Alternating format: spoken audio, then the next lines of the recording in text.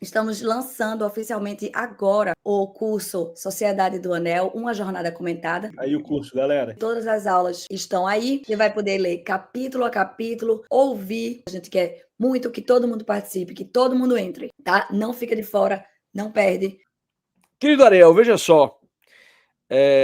O Lucas Gesta, que é primo do Maurício Pari, ele aproveitou esse documento para voltar a comemorar o que ele diz que é a igreja pós-Vaticano II se tornando cada vez mais protestante.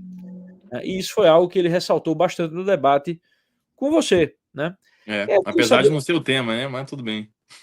Sim. Eu queria saber como foi a experiência desse debate, né, de debater com ele, e o que você acha desse tipo de estratégia empregada por ele. Você diz a estratégia de citar o Vaticano II e tudo mais, a protestantização da igreja, é isso? Sim.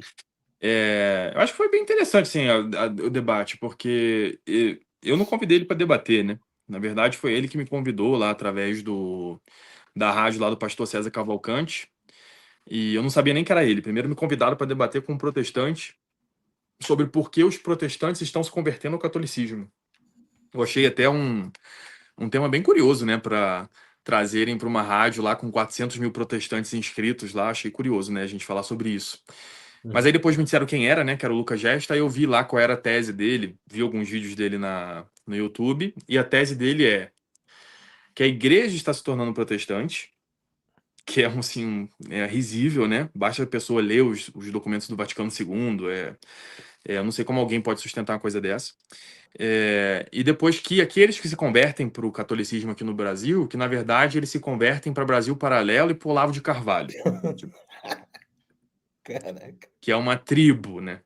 Só que assim, isso claramente demonstra que ele nunca teve numa paróquia, num curso de catecumenato, né? Porque lá tem várias pessoas que nunca ouviram falar no Olavo de Carvalho, nesse nível, assim, né?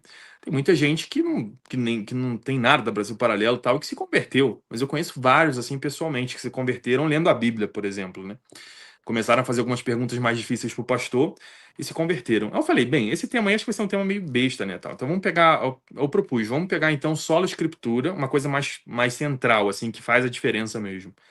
Solo escritura ou tradição apostólica. Aí eu lembro que eles até chegaram a publicar no início, né, solo escritura ou tradição. Eu falei, não, é solo escritura ou tradição apostólica, que tradição apostólica inclui tanto a Sagrada Escritura quanto a tradição. E aí chegamos lá, né? E qual foi a minha surpresa, assim, quando eu vi que o Lucas não tinha se preparado para o debate. Porque, assim, é muito fácil se preparar para um debate contra mim, né? É só comprar o meu livro lá, onde está na Bíblia. Assim, não é difícil, né? Que lá tem tudo que eu ia falar, tudo que eu ia mostrar, assim, na Bíblia para ele. Era só ele preparar as respostas em cima do que eu apresentava lá no livro, né? No e-book, enfim. Mas ele não fez isso. Então ele chegou assim como ele chegou realmente achando assim que isso aí é uma influencer. E as pessoas têm um preconceito, né, com quem fala na internet. Assim, são os influencers, não são como nós, os acadêmicos, né, que estudamos, que lemos, que escrevemos os artigos aqui. E assim, quem já passou pela academia sabe que tem um monte de tonto lá dentro, né, que não sabe nem ler um livro direito, talvez tenha lido um artigo na faculdade inteira.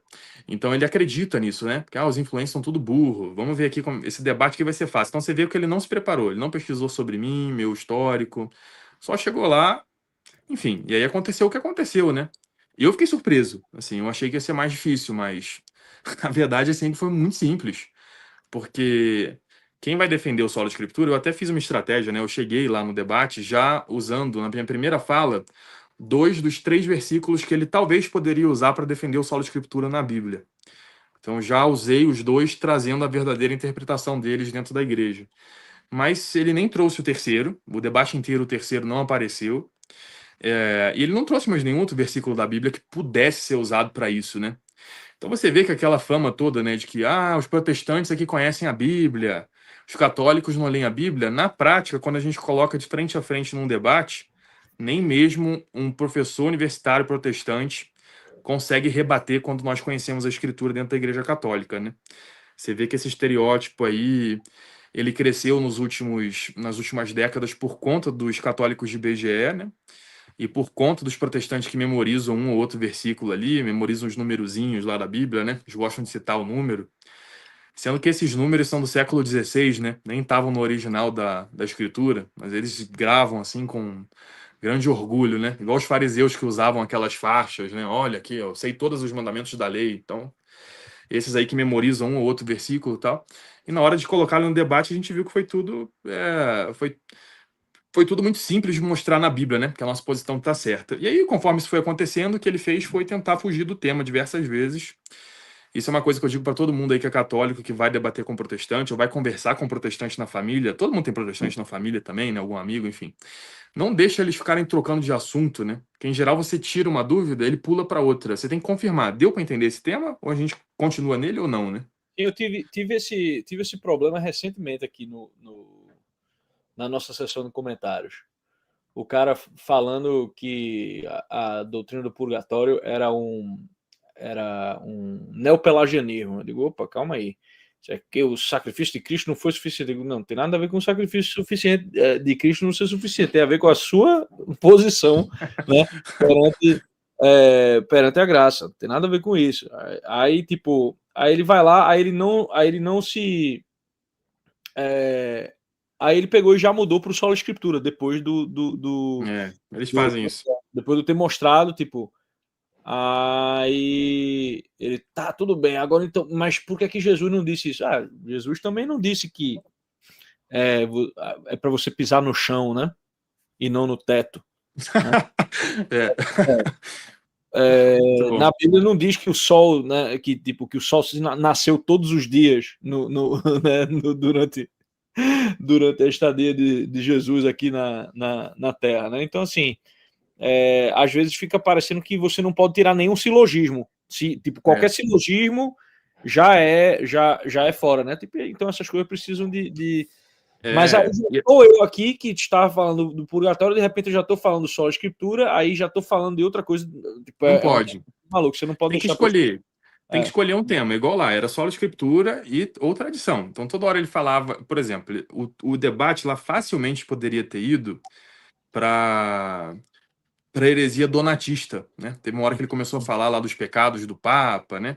Do Alexandre VI, tal, que tinha isso e aquilo, tal. Então, como é que um homem desse poderia ter o Espírito Santo? Então, a gente poderia ter levado o resto do debate inteiro falando de donatismo, né? Mostrando na Bíblia que existe uma graça de Estado para alguns cargos específicos. Eu trouxe só um para mostrar que tem e voltei para o tema do solo escritura. Então lá, assim, eu não abordei muito esse tema que ele trouxe do protestantismo na igreja, tal, do Vaticano II, porque isso ia mudar completamente o tema do debate. E a gente tem que ter esse cuidado quando a gente debate com protestante, assim, não deixa fugir.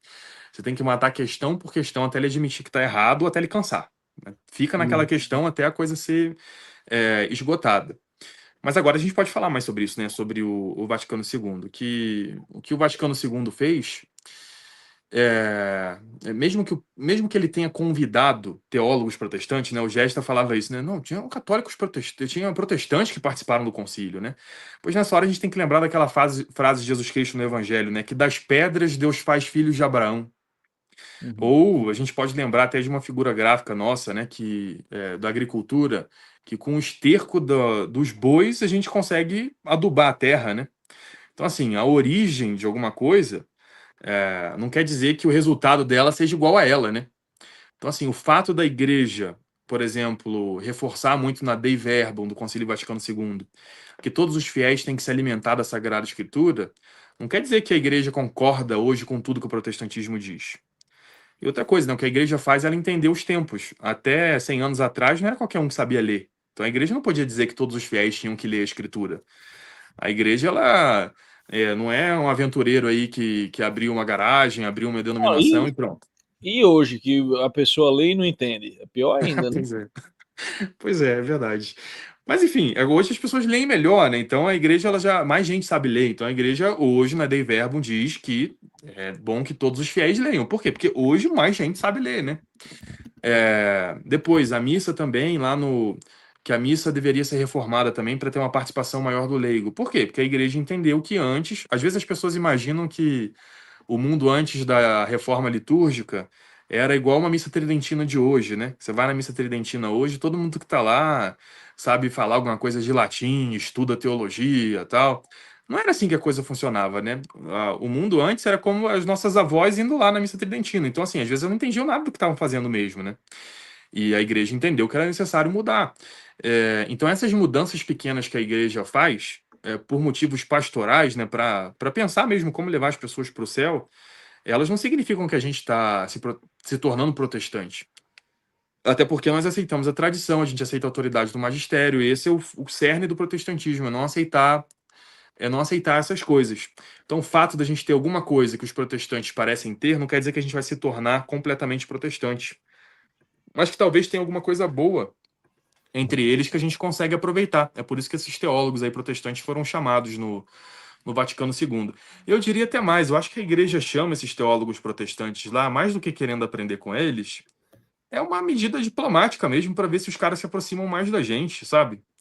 Nunca que a igreja vai dizer isso oficialmente, mas cá entre nós, né, trazer um teólogo protestante lá, você acha que realmente a igreja precisava chamar esses protestantes lá para poder desenvolver a teologia? Claro que não.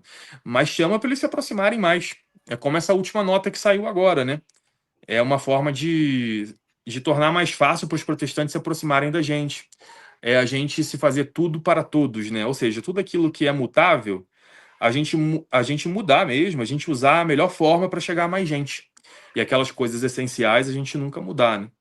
Então, assim, é um argumento muito raso. E o próprio Lucas Gesta lá, ele demonstrou, ele se posiciona como um especialista em cristianismo oriental, né? Essa é uma especialidade dele em história da igreja. E lá ele disse que os ortodoxos, eles não celebram a Eucaristia com um caráter sacrificial, que é um completo absurdo, né? Até as igrejas que não são calcedonianas, ou seja, as igrejas que separaram antes do século VI lá, até essas igrejas têm a Eucaristia como um sacrifício, como a renovação do sacrifício de Cristo. E aí lá nos stories, né, ele falou logo depois, eu não... É que a igreja católica, ela mata... Não, primeiro ele disse que não é sacrifício. Aí os ortodoxos todos vieram e disseram que sim, que é sacrifício. Aí passou uns 3 dias, um outro cara publicou um vídeo dizendo, não, é que o Lucas não disse que não é sacrifício lá. Ele tá gravado, né? É só você assistir a gravação. Isso que eu acho engraçado desse tema todo. Parece que o debate foi ao vivo e morreu. É só ver a gravação para ver o que ele falou lá.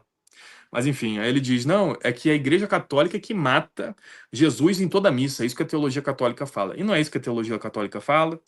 E não é isso que ele falou no debate também. Então, quem diz que a igreja está se protestantizando, né? Ou entende que coisas mutáveis são essenciais, ou então não entende de teologia católica, que aí eu acho que é o caso lá do professor lá que a gente debateu. Conheça a nossa plataforma TV Lisão, onde vendemos vários cursos que não servem para porra nenhuma, mas você vai ficar mais inteligente, ok? Aqui nós temos uma educação helênica.